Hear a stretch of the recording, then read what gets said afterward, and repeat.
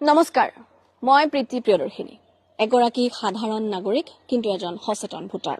মন কৰিব, নিৰ্বাচনলৈ মাজত মাত্ৰ কেইটামান দিন বাকী আছে আৰু আচৰিত হৈছো এজন সচেতন ভোটাৰ হিচাপে যে ইমানবোৰ খিলঞ্জীয়াৰ ইস্যু থাকোতে বিৰোধী আজি কিহত ব্যস্ত হৈ আছে।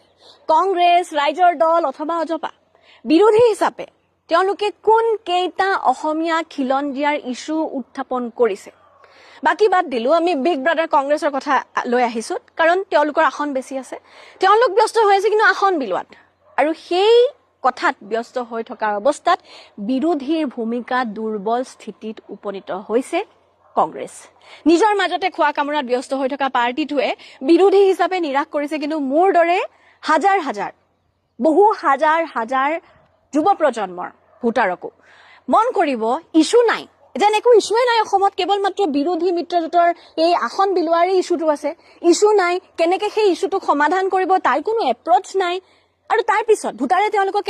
কেনেকৈ ল'ব, কেনেকৈ আশ্বাসত ল'ব তেওঁলোকক। চাপৰিলে মেঘ আঁতৰি নাযায়, আমি ইস্যুবোৰ দেখিব লাগিব, চাব লাগিব, তাৰ প্ৰতি এটা এপ্ৰচ দেখাব লাগিব। আমি যিটো দেখিছো যে গৌৰৱ গগৈ অলপ দিনৰ আগতে আমি সৰু পথাৰৰ এটা পৰিস্থিতি দেখিলো,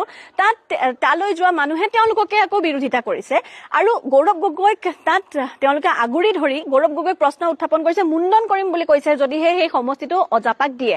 এইবোৰ আমাৰ বিচাৰ্য বিষয় নহয়, কাৰণ আমাৰ ইস্যু হ'ল সৰু পথাৰৰ যি সমস্যা আছিলে সেই সমস্যাৰ কথা গৌৰৱ গগৈ উত্থাপন কৰিছে নে নাই কৰা, তেওঁ এপ্ৰচেবল হৈছে নে, তেওঁ কথাবোৰ ক'ব পৰাকৈ তেওঁ বিৰোধী হিচাপে মানুহৰ মাজত আছে নে। আজি যদি আপোনাৰ কিবা এটা ক'বলগীয়া আছে, গৌৰৱ গগৈ ক'ব পাৰিছেনে, বা বিৰোধী হিচাপে এটা ডাঙৰ বিৰোধী দল হিচাপে কংগ্ৰেছক ক'ব পাৰিছেনে, কোনোবা এজন তেনেকুৱা নেতা আপুনি দেখিছেনে যাক আপুনি ইস্যুবিলাকৰ কথা ক'ব পাৰে। কোনো পাৰ্টিৰ সহায় নোলোৱাকৈ কেনেকৈ ইস্যুত গুৰুত্ব দি প্ৰাপ্য অধিকাৰ কাঢ়ি আনিব পাৰি, কাৰ্বি আংলঙৰ মানুহৰ পৰা শিকক। কাৰ্বি আংলঙৰ যি বিপ্লৱ, সেই বিপ্লৱৰ পৰা শিকা উচিত, যি ডিচেম্বৰ মাহত তাত খিলঞ্জীয়া মানুহৰ ওপৰত অত্যাচাৰ হৈছিলে, 3জনকৈ লোকে তাত প্ৰাণ হেৰুৱাবলগীয়া হৈছিলে। এখন স্বায়ত্তশাসিত পৰিষদ 6 শিডিউল প্ৰটেক্টেড এৰিয়াৰ ভিতৰত খিলঞ্জীয়াৰ সেই অৱস্থা। আজি তেওঁলোকৰ বৈঠক হৈছে মুখ্যমন্ত্ৰীৰ সৈতে, তেওঁলোক সেই বৈঠকৰ পিছত সুখী হয় নে নহয়, গৌৰৱ গগৈ খবৰ লৈছেনে, উচ্ছেদ হৈছে নে নাই হোৱা গম লৈছেনে, উচ্ছেদতে তেওঁলোক ক্ষান্ত হ'বনে, তেওঁলোক সন্তুষ্ট হ'বনে, সেই কথাৰ খবৰ লৈছেনে। আমি দেখিলো মৰাণ মটক, আমি যদি 6 জনগোষ্ঠীৰ জনজাতিকৰণৰ কথা কওঁ, তেওঁলোকৰ সৈতে মুখ্যমন্ত্ৰীৰ বৈঠক হৈছে, সেই বৈঠকৰ পাছত তেওঁলোক সন্তুষ্ট হৈছে নে নাই, বিৰোধী হিচাপে খবৰ ৰাখিছেনে, নে কেৱল আমি সেইটোৱে মানি ল'ব লাগিব যিটো মুখ্যমন্ত্ৰীয়ে প্ৰেছ মিটত ক'ব। তেওঁলোকে সন্তুষ্ট হৈছে নে নাই হোৱা কেৱল মুখ্যমন্ত্ৰীৰ বাইটত গম পাম, নে আমি বিৰোধী হিচাপে গৌৰৱ গগৈ তেওঁলোকৰ মনৰ খবৰ লৈ, মনৰ বতৰালৈ ক'লে আমি গম পাম। বাদ দিয়ক, বাহিৰত হোৱা অসমৰ উত্তৰ পূৰ্বাঞ্চলৰ ছাত্ৰ ছাত্ৰীৰ ওপৰত জনজাতীয় হোৱাৰ বাবে যি বৈষম্যতাৰ বলি হ'বলগীয়া হৈছে, তাৰ কাৰণে কেৱল মাত্ৰ বিৰোধী হিচাপে এদিন এক্সত লিখিলেই, এটা ভিডিঅ' বনালেই হৈ যাব নেকি? মানে তাইৰ কি সমাধান হ'ব পাৰে, বাহিৰত আমাৰ কিমান ল'ৰা ছোৱালী আছে, তাইৰ কিবা ডাটাবেছ চৰকাৰে ৰাখিছে নে নাই, এইবোৰ প্ৰশ্ন কোনে উত্থাপন কৰিব। তেওঁলোক বিৰোধীৰ পৰা শাসক হলে এইবোৰৰ বাবে কি কৰিব, কিবা কৈছেনে? একো নাই। ইস্যুটোত এদিন লিখি দিলে, এদিন ভিডিঅ' দি দিলে হৈ গ'ল। যদি বিৰোধী হৈ থাকোতে এই অৱস্থা, তেনেহলে চৰকাৰ যেতিয়া তেওঁলোকে গঠন কৰিব, তাৰ পিছত কি হ'ব, তাইৰ কিবা এপ্ৰচৰ কথা কৈছেনে? বাদ দিলো আমি খিলঞ্জীয়া হিচাপে গৌৰৱ গগৈ, ৰকিবুল হুছেইন, ভূপেন বৰা, অখিল গগৈ, লুৰিণজ্যোতি গগৈ, দেৱব্ৰত শইকীয়া, প্ৰদ্যুৎ বৰদলৈ, ABCDXYZ বা আন কোনোবা অসমীয়াৰ বাবে সেয়া গুৰুত্বহীন। কোনে টিকেট পাব, কোনে নাপাব, কোন থাকিব, কোন নাথাকিব, সেইবোৰ তেওঁলোকৰ বিচাৰ্য বিষয়। আমাৰ বাবে কেৱল খিলঞ্জীয়াৰ উত্তৰণ আৰু সুৰক্ষা আমাৰ বিচাৰ্য বিষয়। কি শাসক, কি বিৰোধী, এনেবোৰ কথাত হিচাপ ৰাখিছে খিলঞ্জীয়া অসমীয়াই, মনত ৰাখিব। মুখ্যমন্ত্ৰী ডাঙৰীয়া পদুমৰ চিম্বলত গুচকি আছে, মানে এতিয়া ৰাইজ পদুম এতিয়া মুখ্যমন্ত্ৰী ভৰিৰ তলত। তেতিয়া মুখ্যমন্ত্ৰী ডাঙৰীয়া বিজেপি দলটোক চাগে মনে মনে বেয়া পায়। আমি যদি কওঁ পদুমৰ গেলা গোন্ধত অসম থাকিব পৰা নাই, এইটো কথা এতিয়া সঁচা প্ৰমাণিত হৈছে। যেতিয়া বোকাৰ পদুম আহি পেলাই ৱালত পালেহি, এতিয়া ভৰিৰ তলত পালেহি। এতিয়া বি মানে হৈছে বিদায়, জে মানে হৈছে জনোৱা, পি মানে হৈছে পৰ্ব। এইবিলাক যে অসমীয়া স্কুল বন্ধ হ'ল, আপোনাৰ টোল গেট বৃদ্ধি পালে, মূল্য বৃদ্ধি, তাৰপিছত আমাৰ খিলঞ্জীয়াৰ ভূমিৰ অধিকাৰ নাইকিয়া হৈছে, তাৰ পিছত আকৌ তেওঁলোকে আশীৰ্বাদ যাত্ৰা বিচাৰে কি কি হিচাপত ৰাইজে আশীৰ্বাদ দিব তেওঁলোকে এতিয়া ভাড়ালে জেচিপি আনি পেলাই জেচিপিৰ ওপৰত গোলাপৰ পাহি ছিঙি তাত আকৌ গোলাপ ফুল কোপা মানে তেওঁলোকৰ গাত পেলাই দিছে এইবিলাক নকৰিলেও হ'লহেঁতেন ৰাইজে নিজে তেওঁলোকক ফুল ছটিয়ালেহেঁতেন ফুল চন্দন তুলসী ছটিয়ালেহেঁতেন তেওঁলোকে যদি ভাল কাম কৰিলেহেঁতেন ৰাইজৰ হিতৰ বাবে কৰিলেহেঁতেন জেপি চৰকাৰটো এনেও মাৰ্কেটিঙত এক্সপাৰ্ট হয় আচলতে তেওঁলোকে যিটো যাত্ৰা উলিয়াইছে আশীৰ্বাদ যাত্ৰা উলিয়াইছে বিজেপিয়ে নহয় জানো একচুৱেলি সেই আশীৰ্বাদ যাত্ৰা নহয় তেওঁলোকে নামটো প্ৰথমে সলনি কৰিব লাগিছিলে তেওঁলোকে নামটো ৰাখিব লাগিছিলে খিলঞ্জীয়া অধিকাৰ কাহিনীয়া যাত্ৰা তাৰপিছত তেওঁলোকে আৰু এটা নাম ৰাখিব পাৰিলেহেঁতেন খিলঞ্জীয়া ভূমি কাহিনীয়া যাত্ৰা খিলঞ্জীয়া ৰাইজৰ প্ৰাপ্য কাহিনীয়া যাত্ৰা এনেদৰে যাত্ৰা নাম উলিয়াব লাগিছিলে আশীৰ্বাদ যাত্ৰাটো উলিয়ালে তেওঁলোকৰ দলটোৱে শোভা নাপায় এতিয়া কথা আছে জেচিবিৰে তেওঁলোকে পুষ্প মানে ফুল পুৰা ছটিয়াইছে আৰু গোটেই ৰাস্তাত মানে স্বয়ং ভগৱান গোটেইকেইজন নামি আহিছে আচলতে ফুল মানে ৰাইজে নিজৰ মনৰ পৰা নিজে ছটিয়ালেহেঁতেন এতিয়া তেওঁলোকে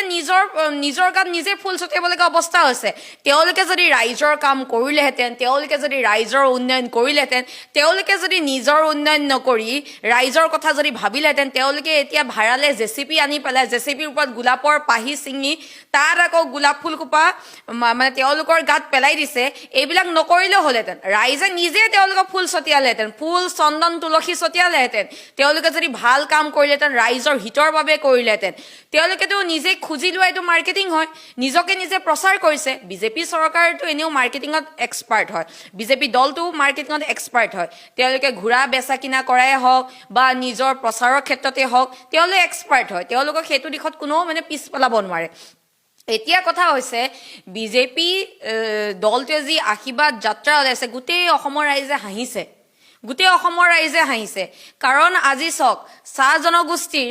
ক্ষেত্ৰত কি হৈছে চাহ জনগোষ্ঠীৰ ভুৱা প্ৰমাণ পত্ৰ উলিয়াই পেলাই বহিৰাগতহে আহি আজি চাকৰি লৈছে তাৰ পিছত যদি চাই আপোনাৰ ৰাজ্যত আপোনাৰ 1000 টকালৈ বৃদ্ধি পালে মাটিৰ খাজানা এইবিলাক যে অসমীয়া স্কুল বন্ধ হ'ল আপোনাৰ টোল গেট বৃদ্ধি পালে মূল্য বৃদ্ধি তাৰ পিছত আমাৰ খিলঞ্জীয়াৰ ভূমিৰ অধিকাৰ নাইকিয়া হৈছে তাৰ পিছত আকৌ তেওঁলোকে আশীৰ্বাদ যাত্ৰা বিচাৰে কি হিচাপত ৰাইজে আশীৰ্বাদ দিবলৈকে কিবা কাম কৰিছে জানো তেতিয়া তেওঁলোকে আশীৰ্বাদ যাত্ৰা উলিয়াওক তেতিয়া ৰাইজে মানে সহযোগ কৰিব সেইদিনা প্ৰথম যোনদিনা আশীৰ্বাদ যাত্ৰা উলিয়াইছে সেইদিনা দেখিবলৈ পাইছোঁ আমি নিউজত দেখিবলৈ পাইছোঁ এগৰাকী হেলমেট পিন্ধা নাই যিখন বাইক লৈছে সেইখনত ইঞ্চুৰেঞ্চ নাই তাৰপিছত আকৌ মুখ্যমন্ত্ৰী ডাঙৰীয়া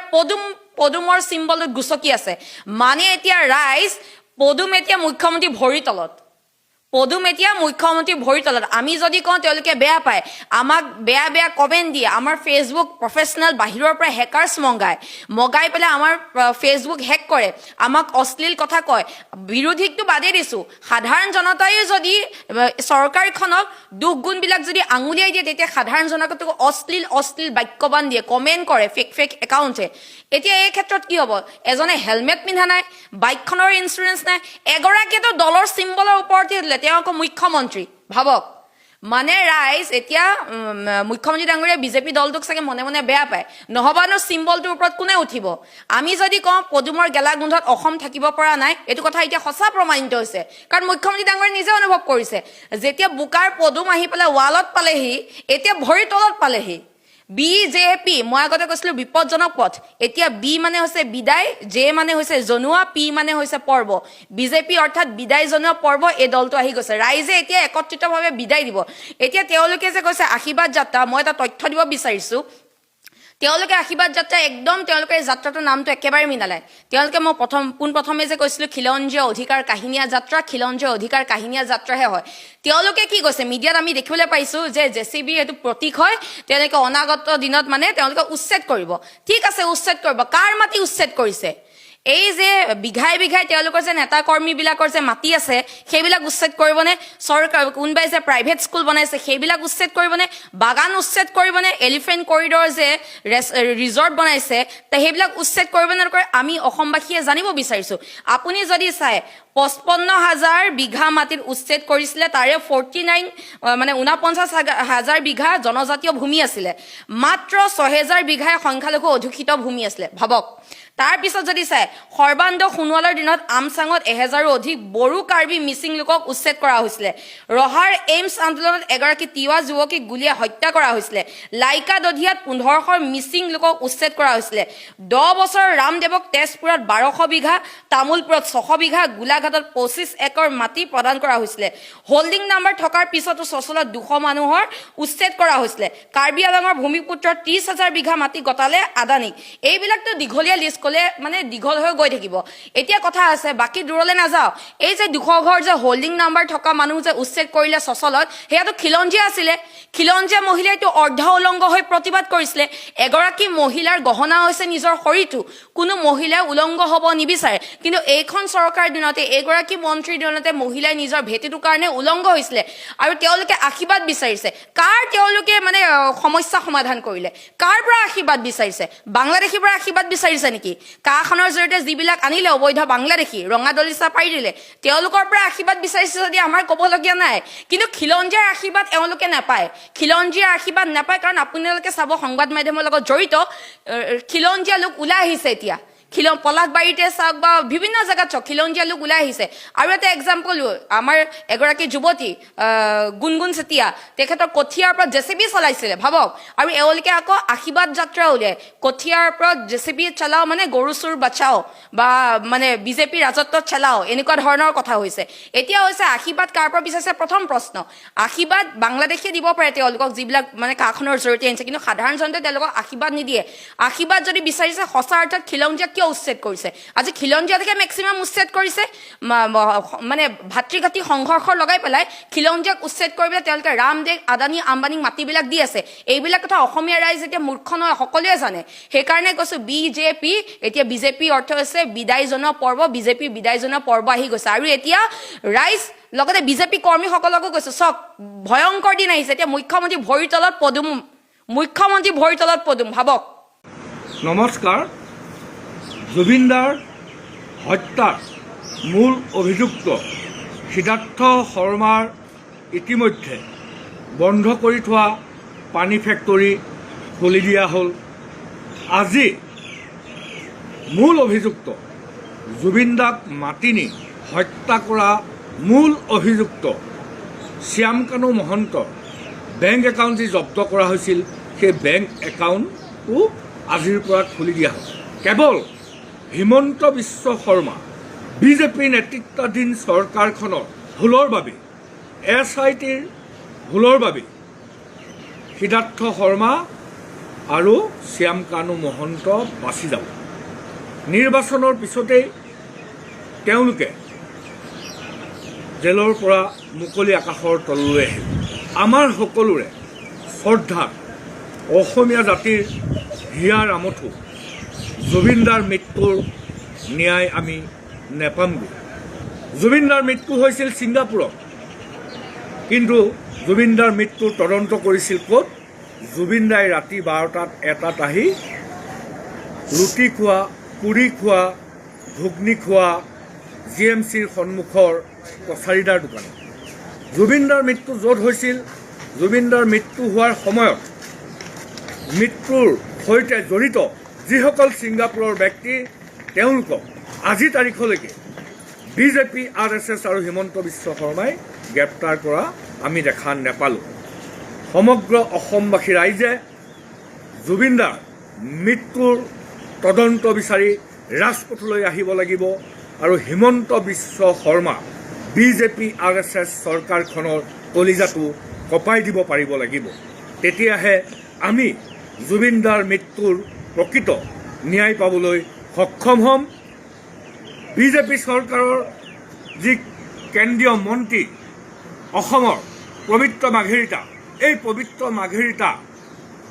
ডাঙৰীয়াৰ উদ্যোগত ভাৰতৰ বৈদেশিক পৰিক্ৰমা বিভাগৰ উদ্যোগত তাৰ ৰাজ্যিক মন্ত্ৰী পবিত্ৰ মাঘেৰিটাৰ উদ্যোগত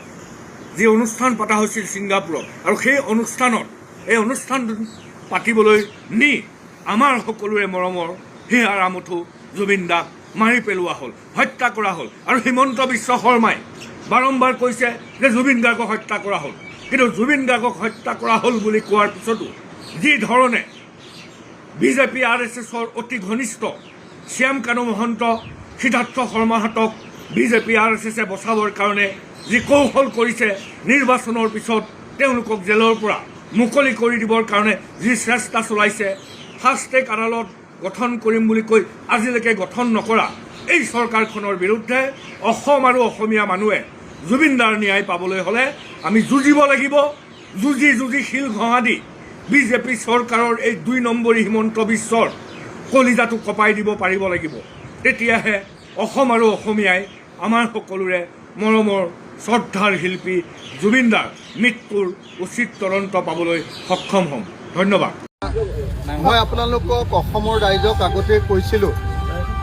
যে হিমন্ত বিশ্ব শৰ্মাই আমাৰ জুবিন গাৰ্গক ন্যায় নিদিয়ে। মই কৈছিলোঁ যে হিমন্ত বিশ্ব শৰ্মাই যিখন চাৰ্জশ্বিট দিছে, হিমন্ত বিশ্ব শৰ্মাৰ পুলিচে সেই চাৰ্জশ্বিটত কেতিয়াও অপৰাধীৰ কেতিয়াও শাস্তি নহয়। মই কেইবাবাৰো কৈ আছোঁ, অসমৰ মানুহে শুনিছে নে নাই মই নাজানো, বুজিছে নাই মই নাজানো, গ্ৰহণ কৰিছে নে নাই কথাটো মই নাজানো, কিন্তু মই বাৰম্বাৰ আপোনালোকক কৈ আছোঁ, অসমৰ ৰাইজক কৈ আছোঁ যে জুবিন গাৰ্গক ন্যায় দিবৰ কাৰণে হিমন্ত বিশ্ব শৰ্মাই বিচৰা নাই, জুবিন গাৰ্গক অন্যায় কৰিবৰ কাৰণেহে হিমন্ত বিশ্ব শৰ্মাই চেষ্টা কৰিছে। সেইকাৰণে আপোনালোকে নিশ্চয় দেখিছে যে কেইদিনমানৰ আগতে সিদ্ধাৰ্থ শৰ্মাৰ যি আপোনাৰ পানীৰ ফেক্টৰী আছিলে, সেই একুৱা ফেক্টৰীটো খুলি দিলে। এইবাৰ আপোনালোকে নিশ্চয় দেখিলে যে আকৌ এতিয়া শ্যাম কানু মহন্তৰ যিমানবিলাক একাউণ্ট আছিলে, যিবিলাক চিল কৰা হৈছিলে, সেইবিলাক চব খুলি দিলে। তাৰ পাছত আকৌ কি হ'ল, আপোনালোকে অসমৰ মুখ্যমন্ত্ৰীয়ে কৈ আছে সদায় যে যিদিনাই আমি কি কয় এইটো আপোনাৰ খৰটকীয়া কি কয় এইটো ফাষ্ট ট্ৰেক আদালত দি দিম, ফাষ্ট ট্ৰেক আদালত দি দিয়াৰ পাছতে অপৰাধীবিলাকে অভিযুক্তবিলাকে বেল পাই যাব। তাৰমানে কি, তাৰ অৰ্থটো হ'ল যে হিমন্ত বিশ্ব শৰ্মা চৰকাৰখনে জুবিন গাৰ্গৰ মৃত্যু সম্পৰ্কীয় যিখন চাৰ্জশ্বিট বা অভিযোগনামা দিছে,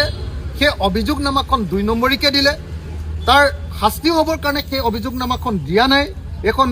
দুৰ্বলকে দিলে, বাচিবৰ কাৰণে ব্যৱস্থা কৰি দিলে। তাৰ ফলস্বৰূপে এটা ষ্টেপত অপৰাধীবিলাকে অভিযুক্তবিলাকে ৰেহাই পাই গৈ আছে, আৰু ইলেকশ্যন যিদিনা শেষ হ'ব তাৰ পাছদিনাই গোটেইকেইটা মানুহ জেলৰ পৰা ওলাই যাব।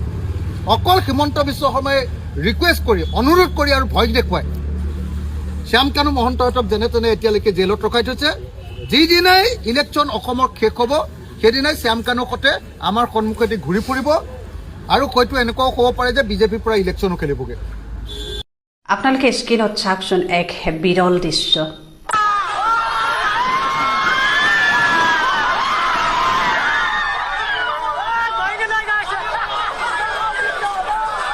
লগে লগে আপোনালোকে আৰু এখন ছবি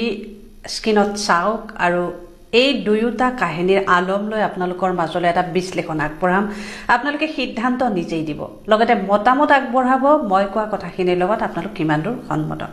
প্ৰথম কথা, এই যিখন আপোনালোকে স্ক্ৰীণত ছবি দেখিছে, এই ছবিখন হৈছে আফগানিস্তানৰ এজন বৈদেশিক মন্ত্ৰীৰ ছবি, আৰু ইয়াৰ লগত ৰিলেটেড এটা মই কথা ক'ম পিছৰ ফালে। কিন্তু প্ৰথমতে মই ক'ব বিচাৰিছোঁ, আমাৰ মাননীয় মুখ্যমন্ত্ৰীদেৱে আজি তেওঁৰ হাতত পিন্ধি থকা 2 লাখ টকীয়া হাতঘড়ীটো এজন ছাত্ৰক দিয়াক লৈ বিভিন্ন মহলে বিভিন্ন ধৰণৰ চৰ্চা আৰম্ভ কৰিছে, লগতে ছ'চিয়েল মিডিয়াত এই বিষয়টো খুব চৰ্চিত হৈ আছে। মোৰ ব্যক্তিগত মতামত আপোনালোকক জনাব বিচাৰিছোঁ। চাওক, মুখ্যমন্ত্ৰীদেৱে 2 লাখ টকীয়া এই যে ঘড়ীটো পিন্ধিছে, আজি যদি মুখ্যমন্ত্ৰী নহয় তেখেত এজন সৰ্বসাধাৰণ মানুহ হ'লেহেঁতেন, তেন্তে সেই 2 লাখ টকীয়া ঘড়ীটো পিন্ধাৰ তেওঁৰ অকাত থাকিলহেঁতেন নে? তেওঁ 2 লাখ টকাৰ ঘড়ীটো পিন্ধাৰ সামৰ্থ্য হ'লহেঁতেন নে? নিশ্চয় নহ'ল হয়। কাৰণ আপোনাৰ নিচিনা মোৰ নিচিনা মানুহে 2 লাখ টকাৰ ঘড়ী এটা পিন্ধাটো সপোনৰো বাহিৰত। আমি কেতিয়াও কল্পনাই কৰিব নোৱাৰোঁ যে 2 লাখ টকাৰ ঘড়ী এটা মই পিন্ধিম, কিন্তু মুখ্যমন্ত্ৰীয়ে পিন্ধিছে। মুখ্যমন্ত্ৰীৰ বাবে এটা স্বাভাৱিক কথা। তেওঁ 2 লাখ টকীয়া নহয়, 10 লাখ টকীয়া এটা ঘড়ী পিন্ধিলেও সেইটো অস্বাভাৱিকতা একো নাই। কিন্তু এই ঘড়ীটো যেতিয়া কোনোবা ছাত্ৰ এজনে ভাল লগা বুলি কোৱাৰ লগে লগে খুলি দিলে, আৰু সেইটোতো মই ভাবোঁ অস্বাভাৱিকতা একো নাই, দিব পাৰে। তেওঁ ৰাইজৰ টকাৰে 2 লাখ নহয় 10 লাখ টকীয়া ঘড়ী পিন্ধি কাৰোবাক সেই ঘড়ীটো খুলি দিয়াটো একো ডাঙৰ কথা হ'ব নোৱাৰে, কাৰণ তেওঁৰ পকেটৰ পৰা সেই টকা যোৱা নাই, এয়া ৰাইজৰ টকাৰে তেওঁ ঘড়ীটো পিন্ধিছে, আৰু সেই টকাখিনি ৰাইজকে দিছে।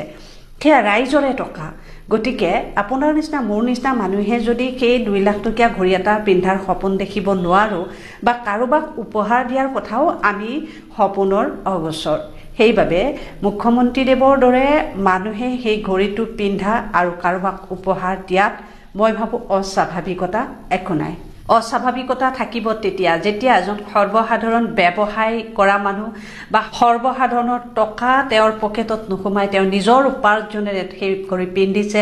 আৰু সেই বস্তুটো কাৰোবাক উপহাৰ দিছে, সেইটোহে মই ভাবোঁ চৰ্চাৰ বিষয় হ'ব লাগে। এতিয়া মই আন এটা কথা ক'ব বিচাৰিছোঁ, এই যিখন ফটো আপোনালোকে দেখিছে এইটো হৈছে আফগানিস্তানৰ এজন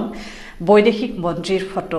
আৰু ফটোখনত আপোনালোকে নিশ্চয় মন কৰিছে তেওঁ এখন গাত শ্বল লৈ আছে আৰু এই শ্বলখন লৈ থকাৰ পিছত এজনে তেওঁক প্ৰশ্ন কৰিছিল যে আপুনি গাত লৈ থকা এই শ্বলখন ফটা চিগা শ্বল এখন আপুনি গাত কিয় মেৰিয়াই আছে, যিহেতুকে আপুনি এজন মন্ত্ৰী হয়, বৈদেশিক মন্ত্ৰী। তেতিয়া এই মানুহজনে কি উত্তৰ দিছিলে জানানে? সেই মানুহজনে কৈছিল যে মই ফটা শ্বলখনেই মোৰ বাবে যথেষ্ট, কাৰণ মই আজি এই বৈদেশিক মন্ত্ৰিত্ব যদি নাথাকিলহেঁতেন, মই এজন সৰ্বসাধাৰণ মানুহ হ'লোহেঁতেন, তেন্তে এই শ্বলখনৰে যোগ্য মই হ'লোহেঁতেন। আজি মই ৰাইজৰ বাবেই বৈদেশিক মন্ত্ৰী হৈছোঁ, ৰাইজৰ টকাৰে মই আজি যদি লাহ বিলাস কৰোঁ তেন্তে ৰাইজৰ ওচৰত মই সদায় ঋণী হৈ ৰ'ম আৰু আল্লাহৰ ওচৰত মই কি জবাব দিম, কি উত্তৰ দিম? গতিকে ৰাইজৰ টকাৰে লাহ বিলাস কৰাৰ অধিকাৰ মোৰ নাই। মই মোৰ সামৰ্থ্য অনুযায়ী যিখিনি উপাৰ্জন কৰিম সেই উপাৰ্জনৰ ভিত্তিতহে মই লাহ বিলাস কৰিম। কিমান এটা ভাল লগা কথা চাওকচোন। গতিকে এনেকুৱা মনোভাৱ যদি আমাৰ বৰ্তমান অসমত বুলি নহয় যিমান মানে নেতা মন্ত্ৰীসকল আছে, ৰজা মহাৰজা আছে, ৰথী মহাৰথী আছে, প্ৰত্যেকেই যদি এনেকৈ চিন্তা কৰিলেহেঁতেন তেন্তে মই ভাবোঁ আমাৰ দেশখনৰ অৱস্থা কেনেকুৱা হ'লহেঁতেন। কিমান ভাল লগা কথা। গতিকে মুখ্যমন্ত্ৰী মহোদয়ে পিন্ধি থকা সেই হাত ঘড়ীটো তেওঁ 2 লাখ নহয় 10 লাখ টকীয়া হাত ঘড়ী পিন্ধিলেও ক'বলগীয়া একো নাই, কাৰোবাক উপহাৰ দিলেও ক'বলগীয়া একো নাই আৰু অস্বাভাৱিকতা একোৱেই নাই। মই ভাবোঁ ইয়াত প্ৰশংসা কৰিবলগীয়াও বৰ বিশেষ একো নাই। বৰঞ্চ মই ভাবোঁ এইটো সমালোচনাৰহে পাত্ৰ, কাৰণ তেওঁ 2 লাখ টকীয়া ঘড়ী এটা পিন্ধাৰ যোগ্যতা ক'ৰ পৰা অৰ্জন কৰিলে, টকা ক'ত পালে, সামৰ্থ্য ক'ৰ পৰা হ'ল। 2 লাখ টকীয়া ঘড়ী এটা পিন্ধাটো যিহেতুকে সৰ্বসাধাৰণ মানুহৰ এটা সপোন, সেই সপোনটো ৰাইজেই ৰজা বনোৱাৰ পিছত সেই ৰাইজৰ ওপৰত মাধমাৰ দি সেই ৰাইজৰ টকাৰে 2 লাখ টকীয়া ঘড়ী পিন্ধি কাৰোবাক আকৌ 2 লাখ টকীয়া সেই ঘড়ীটো উপহাৰ দিয়াটোহে মই ভাবোঁ এটা অস্বাভাৱিকতা।